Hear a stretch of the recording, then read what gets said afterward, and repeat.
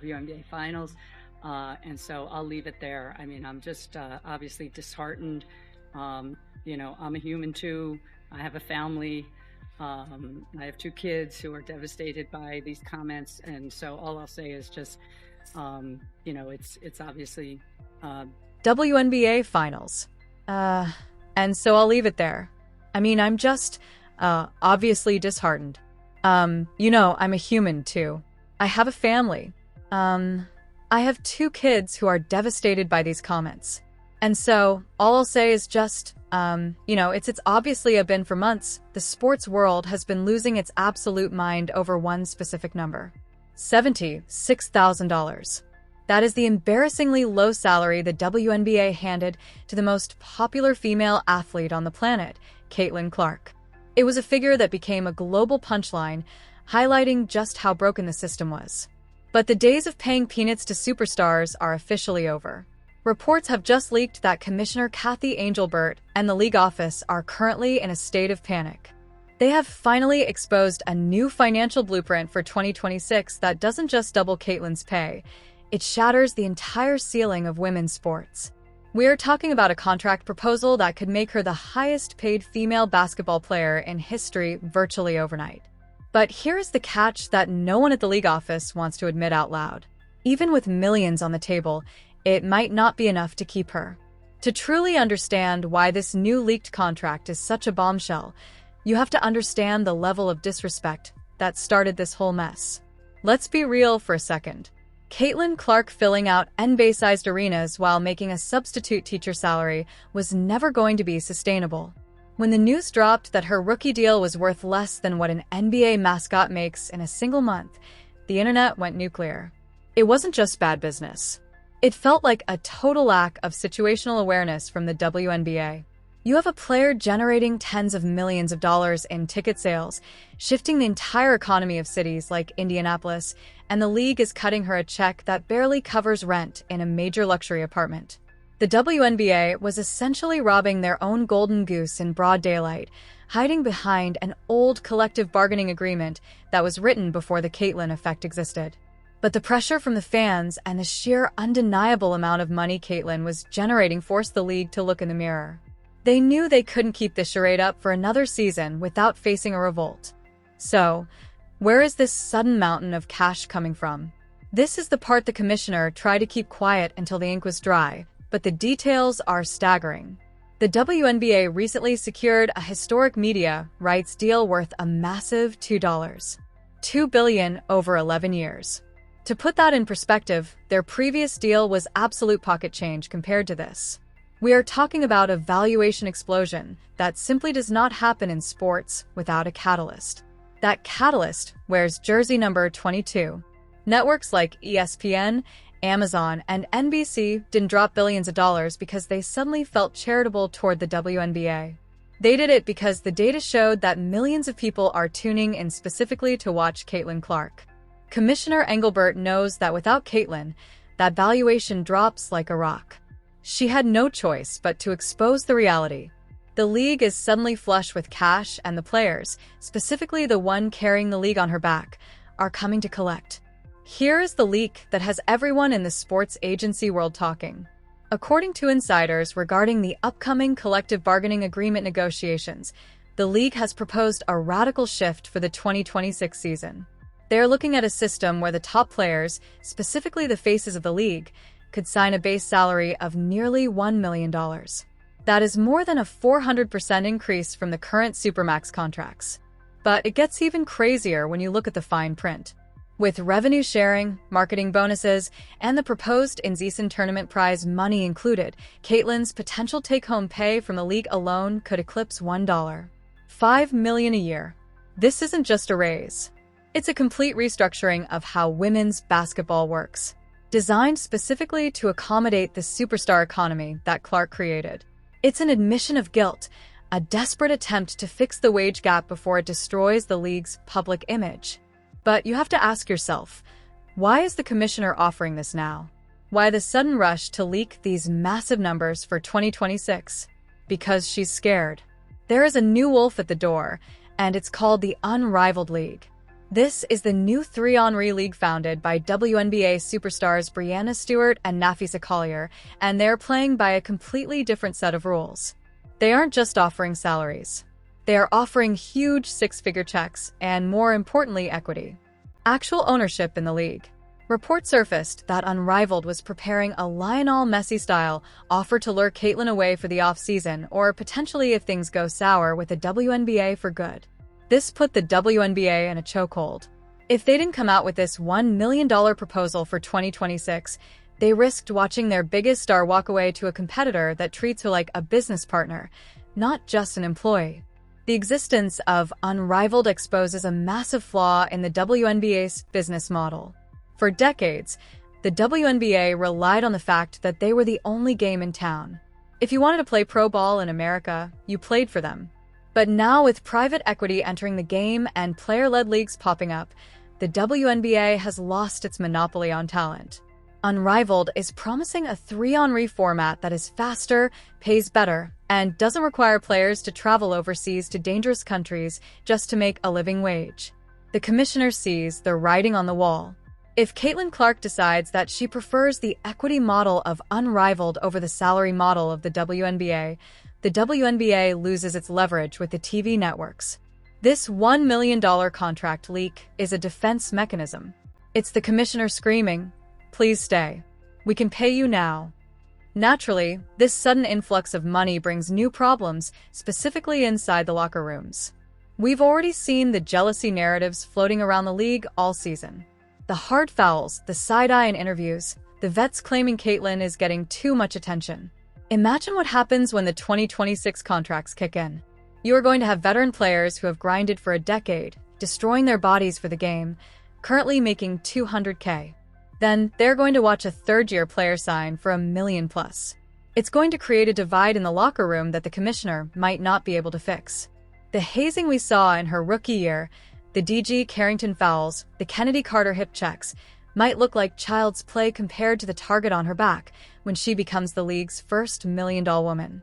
The resentment is brewing, and the money is only going to pour gasoline on the fire. You have to look at the psychology of the old guard in the WNBA. For years, legends of the game, like Cheryl Swoops and others, have fought for visibility. They built the foundation. Now, they see a 22-year-old girl from Iowa come in and get everything they fought for instantly. While some vets are supportive, acknowledging that a rising tide lifts all boats, others are clearly bitter. We saw it in the podcast comments, the deleted tweets, and the passive-aggressive interview answers. Introducing a massive pay disparity where Caitlyn makes 5 times what a seasoned all-star makes is going to test the chemistry of every team in the league. The commissioner is trying to solve a financial problem, but she might be creating a cultural war within the league that could tear teams apart. However, there is another layer to this negotiation that makes the $1 million offer look small. We need to talk about the equity loophole. Sports financial experts are speculating that Caitlyn's camp is looking at the long game. And they aren't just interested in a paycheck. They know the WNBA valuation is sky high because of her. So, come 2026, don't be shocked if the demand isn't just for a higher salary, but for a piece of the pie. We're talking revenue sharing on jersey sales, a percentage of the TV deal, or even minority ownership in a franchise. This is the era of player empowerment, and Caitlyn holds all the cards. If the commissioner says no, Caitlyn can just point to her endorsement deals with Nike, Gatorade, and Wilson, which already pay her 10 times her WNBA salary, and say, "I don't need you. You need me." This is the nightmare scenario for the WNBA owners. They're used to holding all the power, but Caitlyn Clark functions more like an independent corporation than a basketball player. Her shoe deal with Nike is rumored to be worth $28 million. That means she makes more in a few photos than most WNBA players make in a lifetime. This financial independence gives her the power to walk away from a bad deal. If the WNBA tries to lowball her in 2026, or if the environment becomes too toxic, she has the financial freedom to sit out, play exclusively in the Unrivaled league, or even start her own ventures. The commissioner knows this. That's why the panic is setting in. They aren't negotiating with a rookie anymore. They're negotiating with the CEO. The timeline for this drama is set for the end of the 2025 season. The WNBA Players Association, WNBPA, has already announced they are opting out of the current collective bargaining agreement. This means the entire financial structure of the league is about to be blown up and rewritten. The players are demanding better travel, higher salaries, and better benefits. But the centerpiece of these negotiations will be the Caitlin Clark rule: how to pay superstars what they are actually worth without bankrupting the teams. If the league and the union can't come to an agreement, we are looking at a potential lockout. Imagine the disaster of the WNBA finally gaining global relevance only to shut down because they couldn't figure out how to share the money fairly. The 2026 season is hanging by a thread, and Caitlin's contract is the pair of scissors threatening to cut it. Let's dig deeper into the charter flight controversy because it perfectly illustrates the power dynamic shift. For years, WNBA players complained about flying commercial, cramming into economy seats, dealing with delays, and risking their health. The league always said, "We can't afford private jets." Then Caitlin Clark arrived. Suddenly, the security risks of having a superstar like her in a public airport were too high. Almost overnight, the league found $25 million to fund a charter flight program. The veterans were happy to have the flights, but furious that it took a rookie to make it happen. It proved that the money was always there or could be found if the motivation was strong enough. This has destroyed the trust between the players and the commissioner. If they lied about the flights, what else are they lying about? When they say they can't afford to pay Caitlin $5 million a year, who is going to believe them now? The commissioner, Cathy Engelbert, is walking a tightrope. She has been criticized heavily for her handling of the racism and vitriol directed at players this season. Her infamous interview where she compared the hate speech to rivalries like Magic versus Bird was a PR disaster. The players felt abandoned. Now she has to sit across the table from those same players and ask them to sign a new deal. Her leverage is weak. She needs a win. Securing Caitlin Clark to a long-term, high-value contract is the only way she saves her job. If Caitlin walks, or if the negotiations turn ugly and public, Engelbert's tenure as commissioner could be over. This contract proposal isn't just about basketball. It's about political survival. And what about the impact on the game itself? The Caitlin effect isn't just about money. It's about the physical reality of the sport. We are seeing games move to NBA arenas because the WNBA gyms are too small. We are seeing ticket prices rival the NBA playoffs. The infrastructure of the league is groaning under the weight of this new popularity. The 2026 contract has to account for this. It's not just about base salary. It's about demanding better facilities, better medical staff, and better security. Caitlin's team will likely demand guarantees that the league continues to upgrade its standards. She isn't going to sign a $1 million deal to play in a gym that leaks when it rains. The exposure of this contract reveals that the WNBA has to grow up fast. There is also the international angle.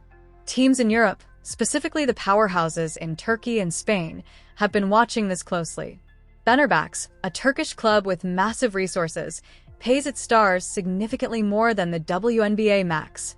In the past, players like Diana Taurasi and Brittany Gurrier had to go overseas to make their real money. The WNBA's goal with this new 2026 proposal is to keep players at home. They want prioritization, meaning players have to choose the WNBA over Europe. But if the WNBA offers $1 million and a Turkish club offers $2 million tax-free, what does Caitlin do? She has stated she wants to stay in the US, but everyone has a price. The insane contract exposed by the commissioner is a direct response to the threat of foreign money stealing the league's talent. Let's not forget the role of the media in this negotiation.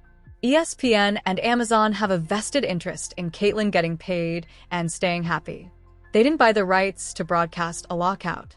There are rumors that the TV networks are pressuring the league to get it done at all costs. They want the Caitlin Clark show to run for the next decade without interruption. This external pressure forces the commissioner's hand.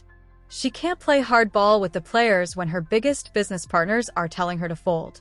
The leaked contract numbers likely came from a place of desperation, a signal to the networks that we are trying. Look at how much we want to pay her. The proposed salary cap smoothing is another technical yet explosive detail. If the cap spikes massively in 2026 to accommodate these new contracts, it allows super teams to form. Imagine Caitlin Clark teaming up with Aja Wilson or Brianna Stewart because the cap finally allows a team to afford $2 million players. This would turn the WNBA into the NBA, where stars dictate where they play. The purity of the draft system would be compromised, but the entertainment value would skyrocket. The commissioner seems willing to sacrifice competitive parity for star power. She knows that a super team led by Caitlin would be a ratings juggernaut, even if it makes the rest of the league uncompetitive. But amidst all this talk of millions, we have to remember the human element. Caitlin Clark is 22 years old. The weight of an entire sports league is resting on her shoulders. This contract proposal puts a price tag on that pressure. It tells her, "We expect you to save us." That is a heavy burden. We've seen stars burn out under less pressure. By exposing these numbers, the league has put a target on her back for life. Every missed shot, every turnover, every loss will now be scrutinized through the lens of, is she worth the $1 million? It changes the narrative from a fun rookie story to a high-stakes business transaction. The innocence of her game is gone, replaced by the cold, hard reality of ROI, return on investment. The WNBA is standing on the edge of a cliff. They have finally exposed a contract offer that looks respectful on paper, but the landscape of sports business is moving faster than they can keep up. 2026 is going to be the year that defines the future of women's sports. Will the veterans tear the league apart out of envy? Will Caitlin demand equity and change the business model forever? Will the unrivaled league steal the spotlight? The only thing we know for sure is that the days of the $76,000 disrespect are dead and buried. The price of the brick just went up, and for the first time in history, the WNBA has to pay full retail price for its survival.